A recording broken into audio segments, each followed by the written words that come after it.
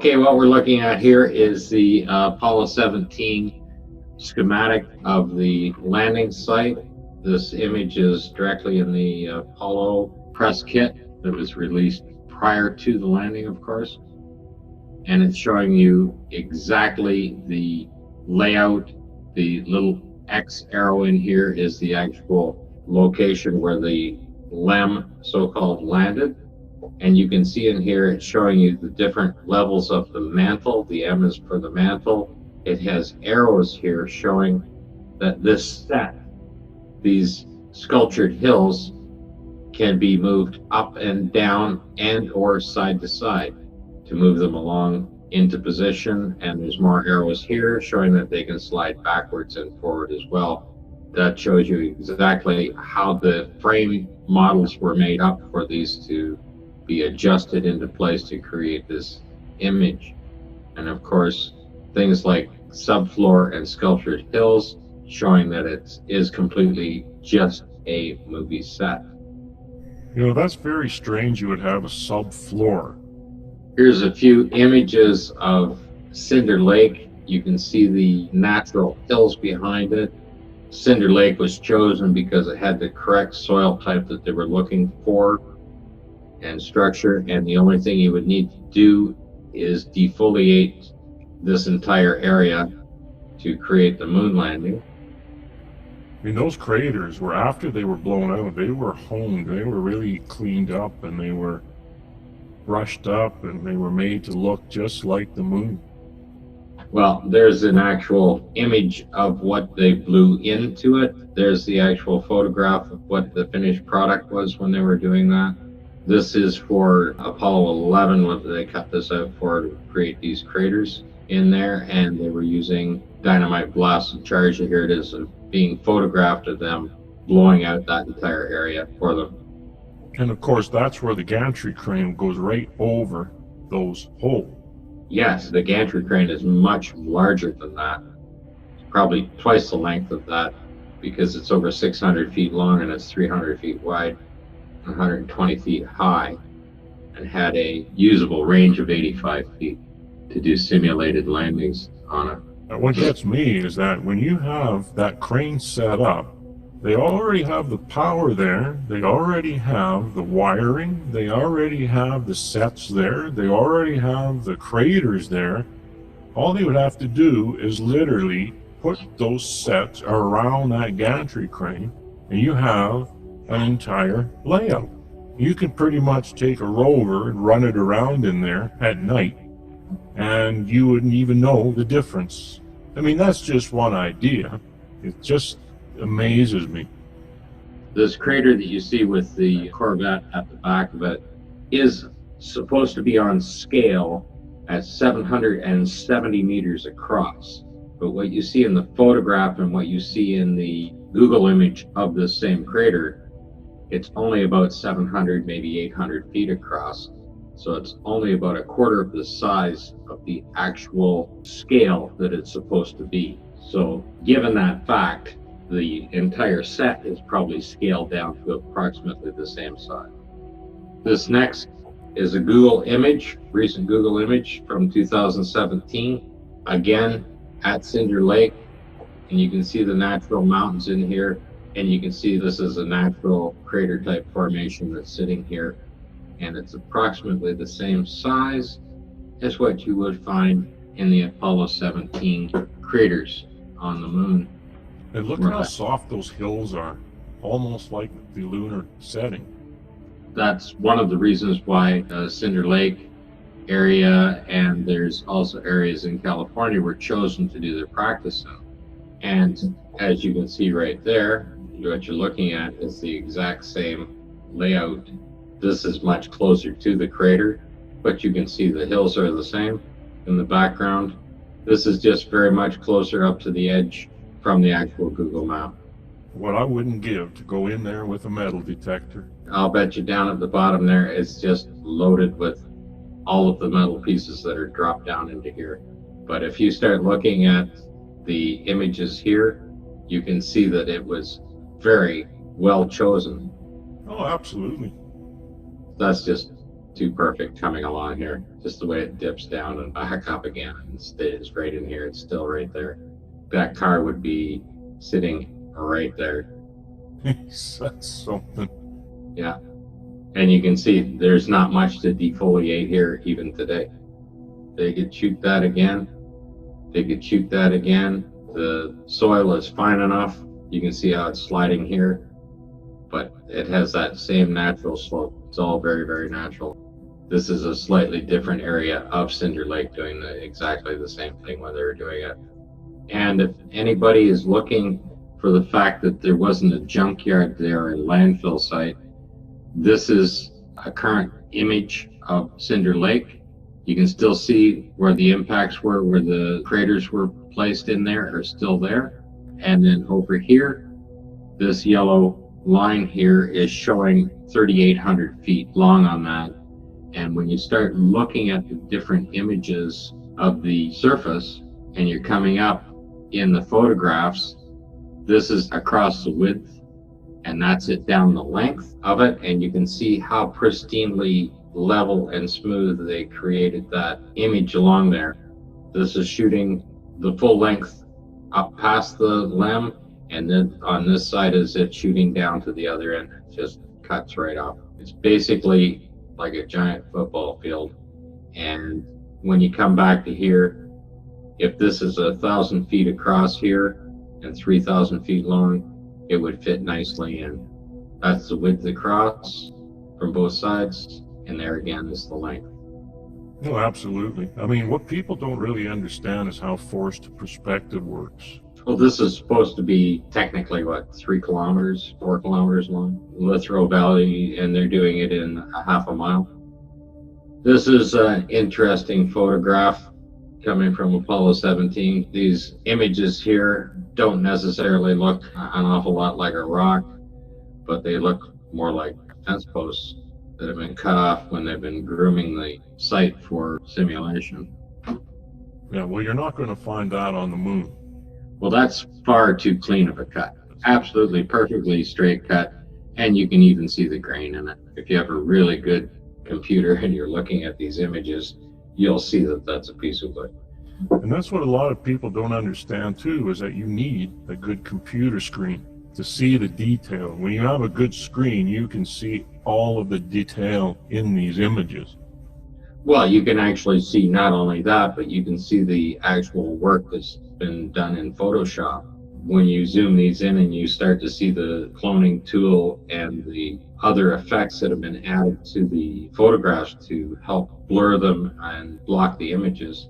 This is another image from Apollo 17 when they're riding around on the rover, and right here on the left is of course the image of the LEM lander, and just by chance this is the only photograph showing this, but you can see that it's a proper scale here. This is an actual dump truck sitting right on there. They've tried to add it a little bit, even at this visual range you can see where they've tried to clone it out. Yes, because if you blow that up, you can see where the airbrush tool was used to get rid of whatever was in there. Yeah, it's going on like it's a pipe. The airbrush probably had the cone feature on it to brush it in. You can clearly see that this is a dump truck with big dually wheels with probably little baby moons on it and stuff like that. You have to have a good video card and you have to have a good computer screen to really see the detail in that image. It is definitely a truck. Well, when you pull it back to here, it's the proper height, size, and dimensions of a pickup truck. It's not just like it's an imaginary thing. It's not a rock. It's not an unusual shadow. And that wheel is absolutely perfectly round. It's round on the outside and it's round on the inside. And you'll never find that in nature. That's probably the best example.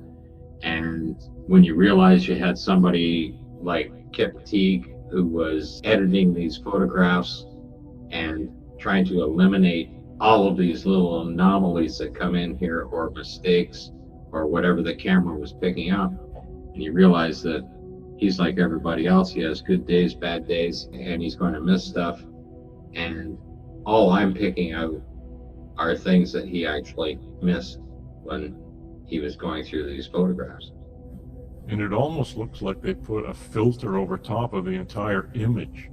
Most of the Apollo 17 images have a grain effect over them or a cloth effect put in there. They're blurred and then resharpened again, and that's why you get such a hazy edge across all of these images here. That should be perfectly clear. I mean, this is a so-called a Hasselblad camera. Yeah, and once again, you can see the line. You can see exactly where that stage line is. It's clear as a whistle.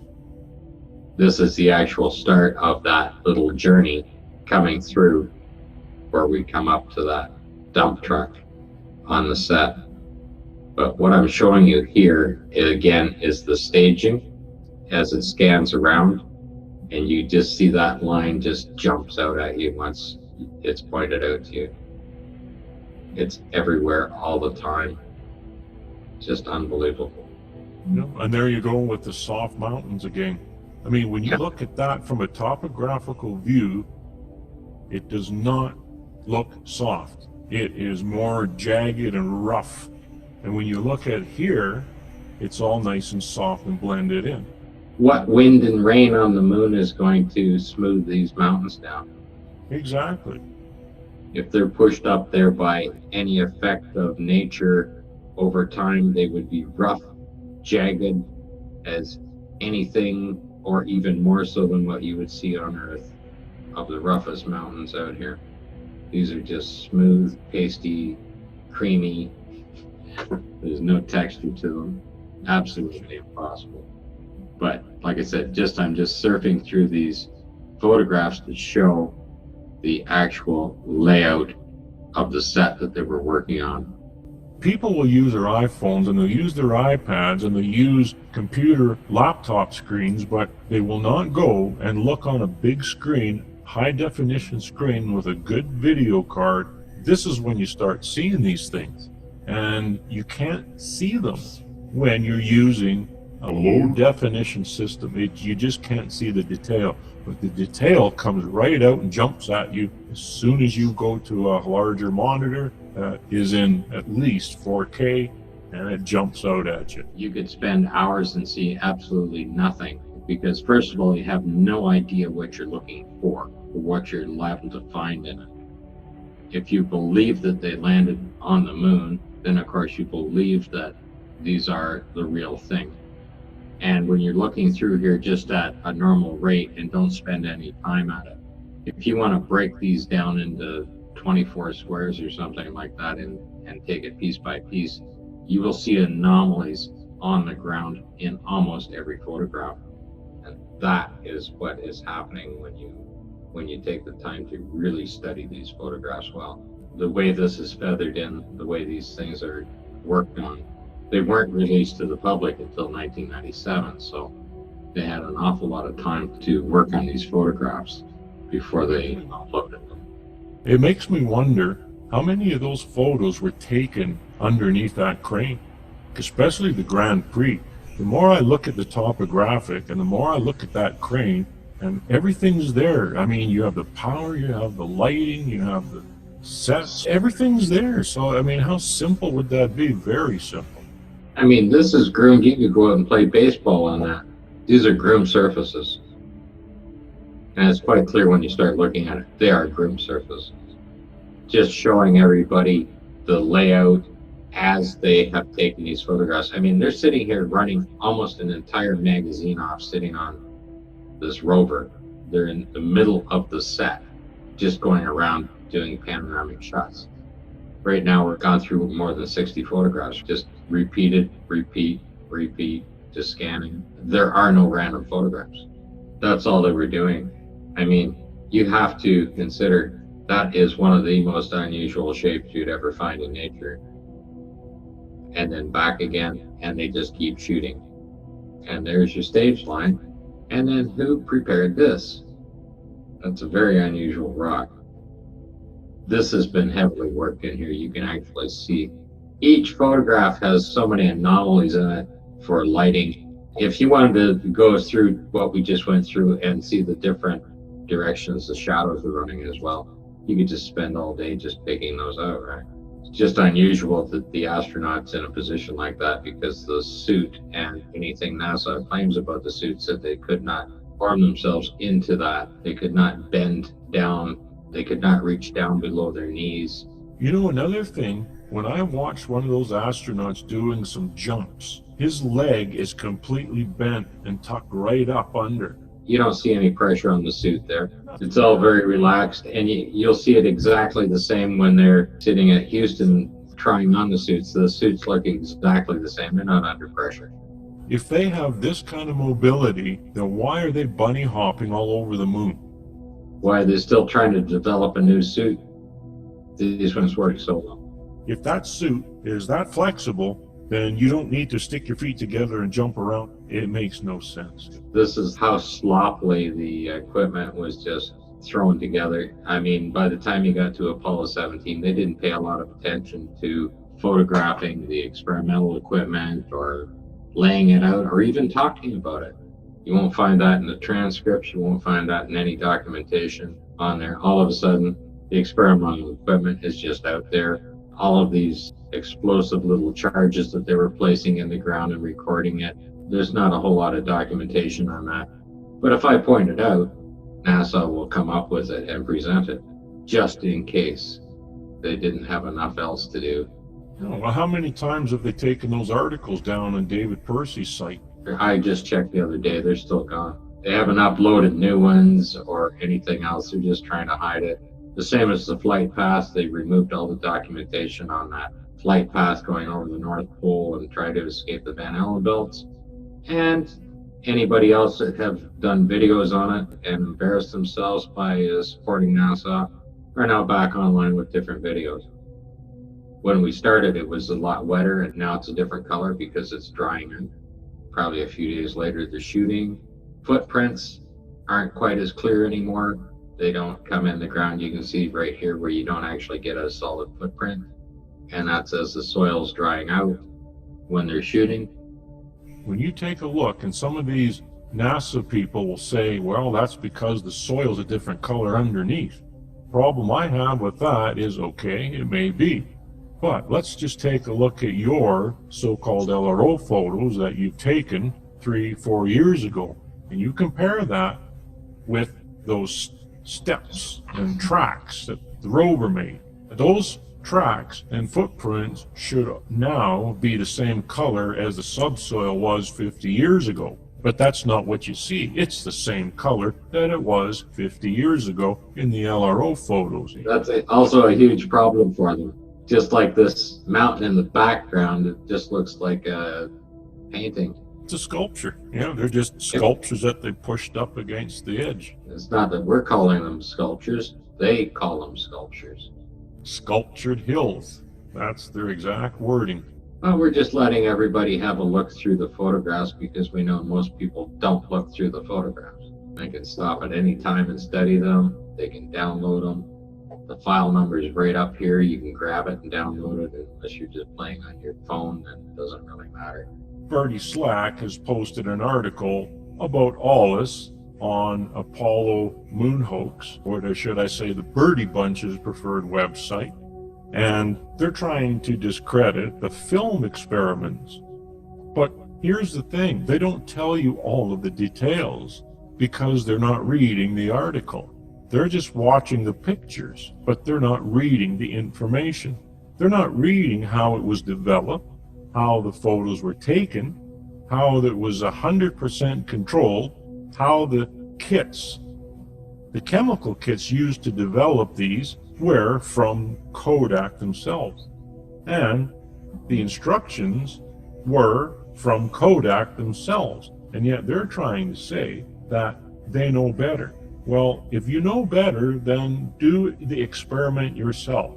Don't take first or third or fourth hand information or second hand information. Go get a chamber, get a medical grade 2-stage pump, do the experiment yourself. That's the reason why we did it, so that anyone else can do it that has a pump and a chamber. All the materials, everything is on the ALIS site, so that you can purchase the exact same equipment and film that we did. There's no excuse for you guys any longer. I can't imagine removing this core from the side of the lamp and sticking it in there without your skin starting to bubble, because that is a full nuclear core that they put in that thing to generate power. Yeah, and yet the film isn't fogging. Yes, and it doesn't mess up any of the communication equipment or anything else. Just amazing, amazing, amazing.